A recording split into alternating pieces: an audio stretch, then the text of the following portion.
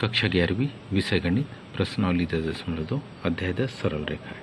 प्रश्न 14 बिंदु 0.2 से जाने वाली और धन x अक्ष से 2π/3 के कोण क्या करने वाली बनाने वाली रेखा का समीकरण ज्ञात कीजिए। इसके समांतर और y अक्ष को मूल बिंदु से 2 इकाई नीचे की दूरी पर प्रतिच्छेद करती रेखा का समीकरण ज्ञात करें। क्या धन x अक्ष से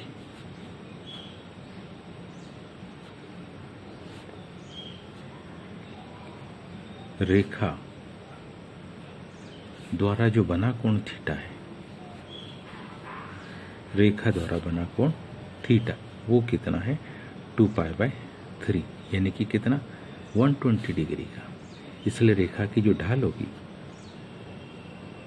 इसलिए रेखा की जो क्या होगी ढाल है जिसको हम कहते हैं प्रवणता, m की माप 10 120 का मान, और हम जानते हैं कि वो कितना होगा ऋण करनी 3। अतः हमारे पास m की वैल्यू होगी ऋण करनी 3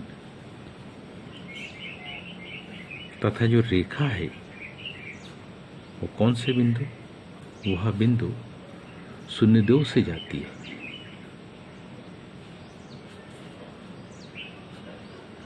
शून्य 2 से क्या जाती है, हम लिख सकते हैं अतः किसका रेखा का, अतः रेखा का समीकरण। सूत्र हमारे पास क्या है, हमारे पास सूत्र है y minus y1 equal to m x minus x1, x1 0 x2 2 m ऋण करनी 3। अब इसको हम लिखेंगे y minus y1 means y minus 2, m means करनी 3, x माइनस x1 मीन्स 0।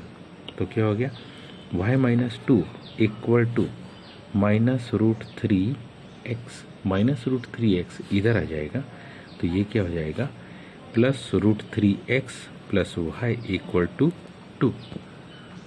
अतः रेखा का अभिष्ट समीकरण, अतः रेखा का क्या अभिष्ट समीकरण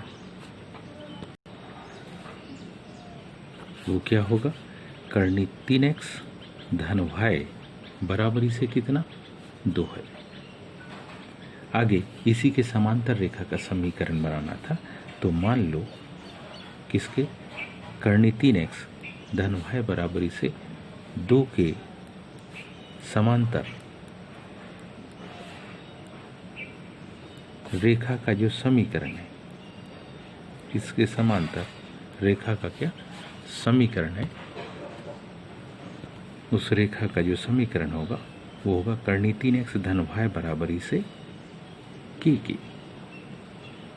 क्योंकि यह रेखा, क्योंकि यह जो रेखा है y अक्ष को कौन से मूल बिंदु के नीचे कितने 2 इकाई पर काटती है। मूल बिंदु के नीचे 2 इकाई पर क्या करती है काटती है। तो ऐसी कंडीशन में इसलिए जो प्रतिच्छेद बिंदु होगा, इसलिए कौन सा, इसलिए इस रेखा का जो प्रतिच्छेद बिंदु होगा वो प्रतिच्छेद बिंदु होगा 0, -2 है। इसलिए बिंदु 0, 2, इसलिए क्या बिंदु 0, 2 रेखा किस पर करनी 3x धन y बराबरी से k पर स्थित है। इस पर ये बिंदु स्थित होगा।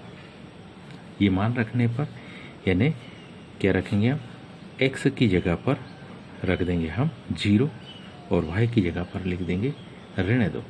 तो मान देखिए क्या आएगा करनी 3 गुणित 0 -2 बराबरी से k। हल करने पर किसका मान k का मान आ गया -2, k का मान कितना आ गया ऋण 2। इसलिए रेखा का क्या वास्तविक समीकरण, इसलिए रेखा का वास्तविक समीकरण हमारे पास में बना है कर्णी 3x धन y बराबरी से ऋण 2, या इसी को पक्षांतर कर लेंगे तो कर्णी 3x धन y धन 2 बराबरी से 0। उम्मीद है आप सबको ये समझ में आया होगा। आज के लिए इतना ही, शेष का धन्यवाद।